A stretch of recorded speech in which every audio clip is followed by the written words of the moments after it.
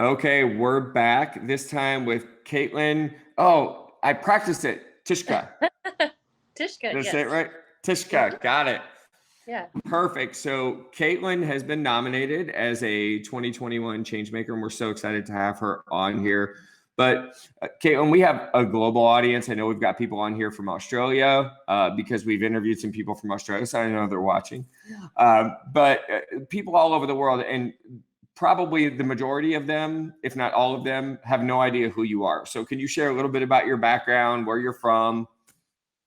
Yeah, my name's Caitlin Tyczka. As he said, I am originally from Southern Illinois, but I moved to St. Louis about 8 years ago. I started my career as a hairstylist out here then, and I still do that to this day. I'm now a 2 year salon owner. And yeah, it's been going great. We survived COVID and all of that so far. So thank goodness the business is thriving. We have a good space here in Tower Grove South. And yeah, it's a pleasure to be here. Thanks for the nomination.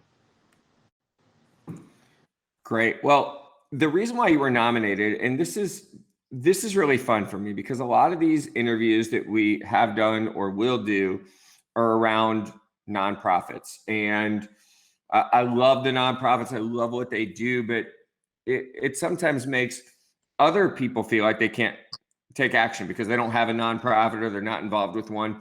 And you were just that example. So you were nominated by someone here in St. Louis, and you were nominated because all of the little things that you do that add up to make a difference.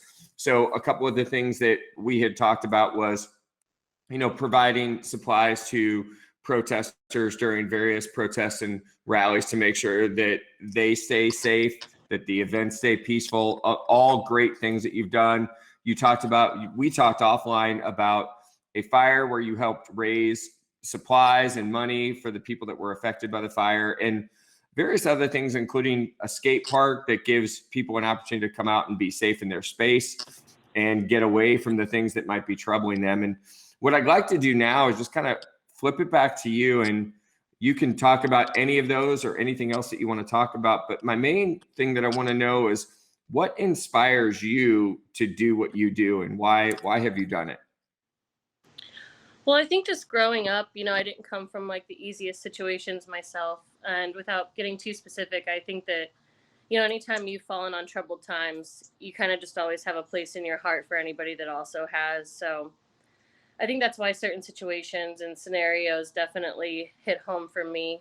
And in the past, helping has been, I'm really good at organizing things, I'm really good at rallying.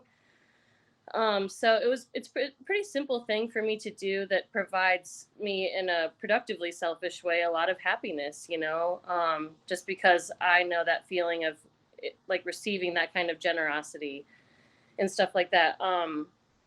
And it also shows that I'm not the only one too. Whenever, I might be the hub, but you can really see how much the community cares whenever you put these things together. When we raised supplies for the Black Lives Matter protests here in St. Louis, my salon was filled up from the front of the salon to the back of the salon with, we had people donate over 100 backpacks worth of medical supplies, Gatorades, waters, Band-Aids, all sorts of things that people could need. And whenever you see that people want to help too, they just sometimes need a hub, by using my influence and stuff like that. It's a very easy thing for me to do. Very simple. You just put a PSA out there. Hey, if you want to help, we got you. We'll get the supplies to where they need to go. We'll get the money to where it needs to go. And just being that hub is a pretty simple thing for me to do that makes a big difference. So. Well, that's great. And you've been involved. I don't even know if you'll know the answer to this. So sometimes it's good to prep. Sometimes it's good to be off the cuff. But do you even know how many different projects in the last couple of years that you've been involved in? Well, when the pandemic hit, of course, there's been quite a few. There was a few less, just because we were all kind of staying in place for a moment, and I was mainly trying to rally to get my team and my shop safe. But in the past, I would say year and a half, we've done 4, I believe. Yeah. That's amazing. And so many people, Caitlin, we've talked about this with other people, and I'm sure you know this is true, but so many people feel like they have to wait until they can do like something grandiose. And when someone like you comes along, it shows that a lot of people doing a little bit can make a huge difference. So have you encountered any challenges that are noteworthy with trying to put some of these things together? Well, depending on your cause, not everybody might celebrate that, especially whenever it's for very I can specific relate. communities. Given that people can be a little divided on that subject matter. Um, but whenever it comes to the business that I do, I just let people know that this is from my heart, from the people that I work with and the people that I'm a part of, the communities that I'm a part of. And you just kind of got to let them know that and just let bygones be bygones. Still meet them with love and understanding, because that's probably the best influence you can give them.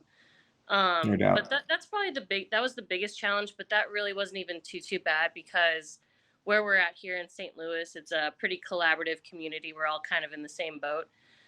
But yeah, some people, don't always understand why you want to help out certain communities.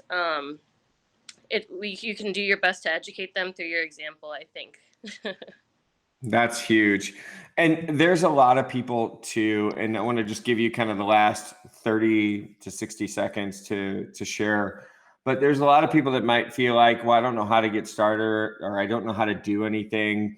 But you've been involved in so many different causes, and you really centered or focused on a neighborhood or an area where you could make an impact. And I think that's a good, valuable lesson. But I don't want to steer the next part of this. I'd like for you to make a recommendation or throw out a tip for anybody that might be inspired by what you're doing or what you've done to take some action and they don't know where to begin. What would you say to them?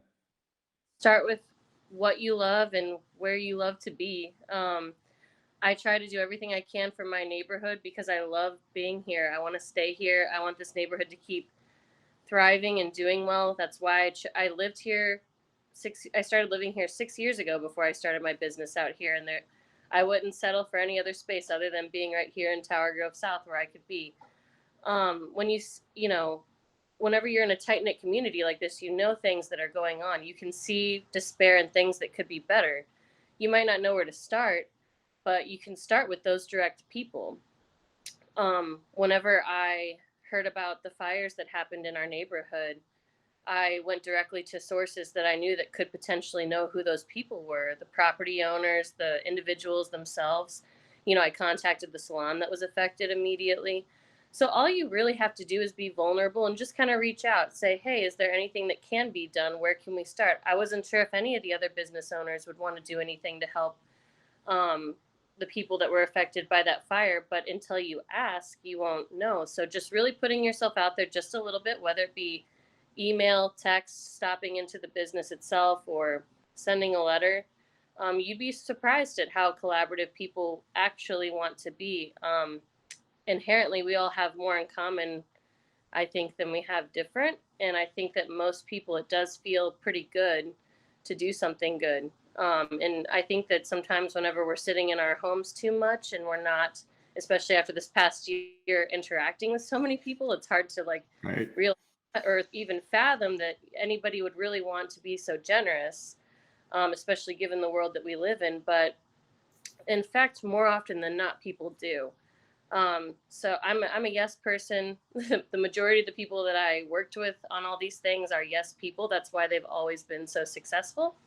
So I think just putting yourself out there, reaching out to people, that's the place to start first.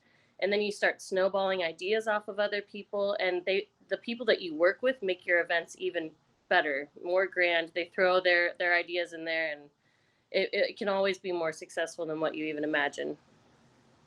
Well, that's great. Caitlin, what a great example of how to get involved and how to make a difference. And I can definitely see why you were nominated for this first class of Changemakers. So thank you for being on here.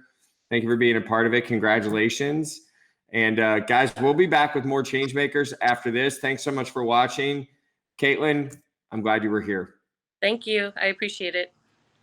All righty. Stay tuned. More coming up right now.